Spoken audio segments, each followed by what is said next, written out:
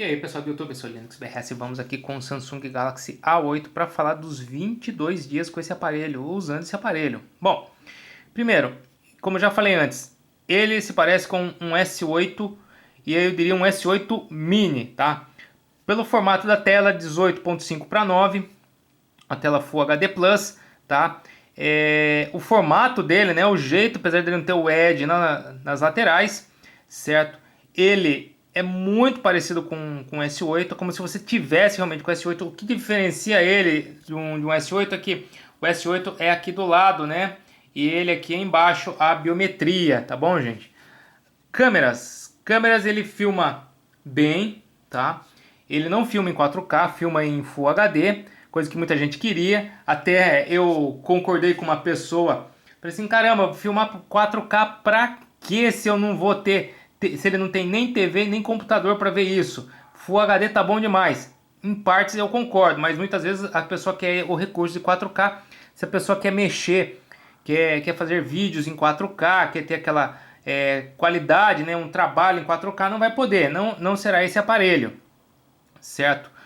Um pequeno, como posso falar para vocês, vou falar pequeno ponto negativo, tá? Porque ele não é realmente de fato ali que eu vou falar, não, ponto negativo é esse. Poderia ser melhor, tá? A bateria, ao invés de ser 3.000, 3.500 e do outro aparelho do Plus de 3.500 para 4.000. Poderia ser melhor. Aqui eu no sacrifício consigo 2 dias usando a bateria dele sem carregar. Mas se for usar mesmo vai dar 1 dia e meio, tá, gente? Então a bateria poderia ser melhor. Essa é a minha opinião. Carregamento rápido, tá? Em torno de 1h20, 1h30, certo? De 15%, aproximadamente 15% a 100%. Ele carrega muito rápido, certo? Não esquenta tanto assim para jogos. Eu não tive problemas. Para alguns jogos ele teve uma pequena dificuldade, para outros ele rodou muito bem. O Modern Combat, por exemplo, ele rodou muito bem, eu adorei. Não esquentou tanto, certo? Câmeras para foto, eu falei de vídeo, né? Para fotos, a câmera frontal eu gostei pra caramba. A câmera traseira tá dentro de um padrão para tirar fotos, certo? Que mais que nós temos aqui? Temos a capinha que vem com ele, vem uma capinha com ele, certo? Ao menos isso. Como falei, ele se parece muito com o S8, eu batizaria como um S8 mini, até no preço também, que muita gente reclamou, tá? Muita gente fala que, pô, 2.000 e... Acho que quanto foi que o preço do lançamento? Acho que R$ 2.400 o preço do lançamento desse, 2.600 ou 700 o Plus, tá? Muito alto custo-benefício, certo? Mas se a gente tirar esse custo-benefício, se a gente tirar esse ponto, grande ponto negativo, que é o preço do aparelho, o aparelho ele é cheio de recursos, gente. E eu falo para vocês, o que vale a pena muitas vezes no aparelho são os recursos que ele pode oferecer. Os recursos basicamente não estão somente no hardware, e sim na implementação do hardware junto com o software. O software, ele, por exemplo, ele te dá uma opção a mais na câmera para você ter um recurso a mais. Ele te dá uma opção a mais para você compartilhar algo, para tirar uma foto, um recurso que para você tirar um print screen de uma forma diferente. Então isso é que dá mais valor para o aparelho, tirando essa parte que eu falei para vocês do custo dele, que é muito alto. Mas tirando essa parte, o que ele te dá de retorno de recursos vale muito a pena. Em relação, por exemplo, você pegar um aparelho que tem um Android, que é do Google, que não tem quase recurso nenhum. Esse aparelho aqui, assim como outros, por exemplo, Asus, que tem recursos pra caramba, com a Zen UI, nós temos a LG UI, que também tem recursos pra caramba, temos o da Sony também, que tem recursos pra caramba. Então, as interfaces otimizadas, elas conseguem oferecer um pouco além do que a interface do Google ela pode oferecer, entendeu? Ela te dá um a mais. A interface do Google ela é um pouco mais enxuta. Você vai, como diz, você vai ter, digamos, entre aspas, né, um pouco a utilização bem menor de memória, de espaço interno, certo? Mas você não vai ter tantos recursos quanto um aparelho desse ou de outro que tem uma interface otimizada, certo? Muitas vezes eu dou muito valor para esses recursos que o fabricante te oferece na interface, certo? Que ele une, né, o hardware com a interface. Mas como muita gente falou, né, não grava em 4K e não tem estabilização de imagem, sabe? Muitas vezes eu posso estar falando, eu falo isso por mim, não falo isso para os outros. Muitas vezes eu relevo isso, porque às vezes a vontade é muito maior de ter um aparelho do que determinados recursos, entendeu? Agora, se você quer realmente um aparelho, eu quero um aparelho que filme em 4K, um aparelho com estabilização, tal, então você vai procurar um aparelho específico, certo? O que, o que muita gente vê assim, pensa da seguinte forma: esse aparelho não tem isso, então não presta. Começa a denegrir o aparelho, começa a falar mal do aparelho. E eu falo para vocês, isso, opinião própria, tá? Se o aparelho não serve para você, se o aparelho não serve para você, não quer dizer que não sirva para outros, entendeu? Outros ficarão muito contentes com o aparelho. Você não está contente, tudo bem. Se você está contente com o seu aparelho, muitos outros não estão contentes com o seu aparelho, certo? Então é muito fácil você criticar o aparelho por não ter um ou outro recurso. Mas veja a quantidade de recursos que tem esse aparelho em relação a um outro, que por exemplo tem uma interface da Google, certo? Ou até mesmo outro que tem uma interface otimizada. Vamos fazer aí a comparação de recursos, entendeu? Então é muito fácil criticar. Entendeu? É mais fácil criticar do que elogiar, porque se a gente começa a elogiar um aparelho, as pessoas vão falar que a gente é fanboy, que a gente está defendendo a marca, e não é isso. É a minha opinião. Resumo que eu posso falar para vocês desse aparelho do A8. Ele tem uma pegada bacana, pelo fato dele ser 18.5 para 9, né, que é o Full HD Plus aqui, que ele tem uma proporção um pouco maior, né, na lateral aqui, né, de comprimento.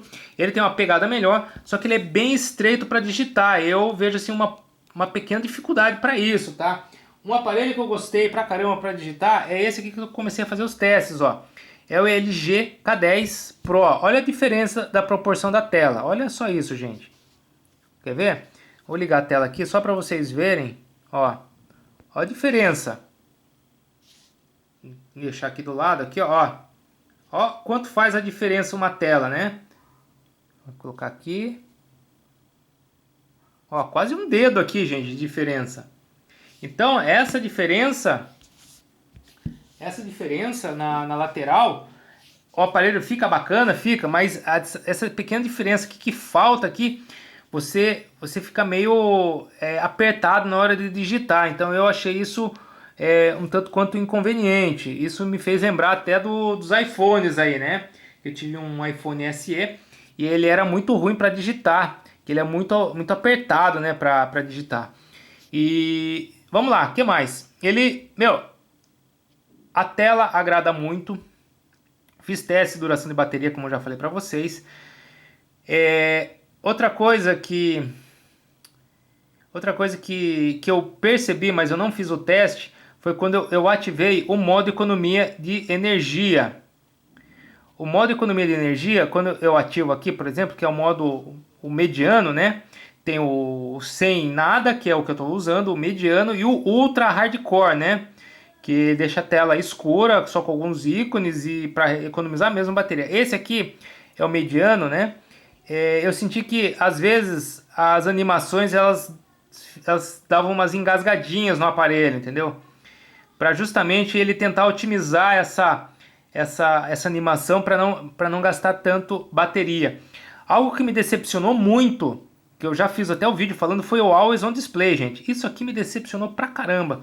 Eu fiz o teste de quanto ele consome com a tela desse jeito, e vocês vejam aí no canal quanto ele consome desse jeito. Ele consome muito mais se a tela estiver desligada, gente. Juro pra vocês, eu pensei...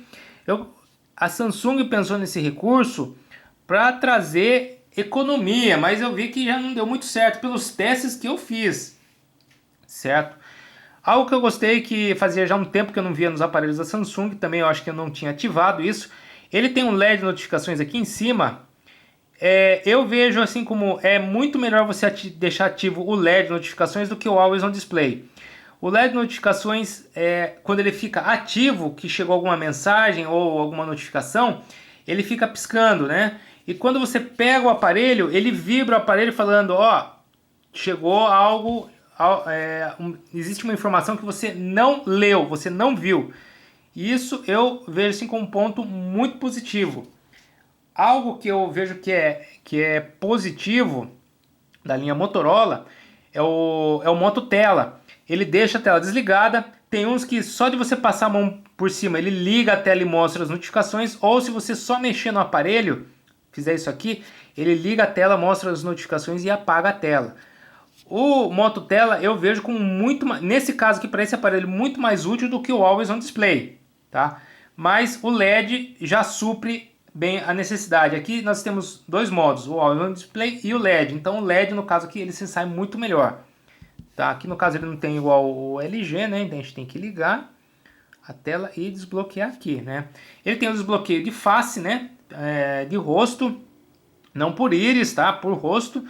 Ele não tem o botão aqui, o 3D Touch aqui, igual tem o S8, tá? O botão aqui, ele é normal. Normal não, ele é virtual, mas ele não tem a função do 3D. A única função que ele tem, gente, é quando você está no Always On Display, certo? Ele está nessa tela aqui, você não faz nada, mas se você der 2 toques no Home, ele vai para a tela de bloqueio e você desbloqueia o aparelho. Essa é a única que eu vi assim, a única vantagem, né, do botão virtual aí, né?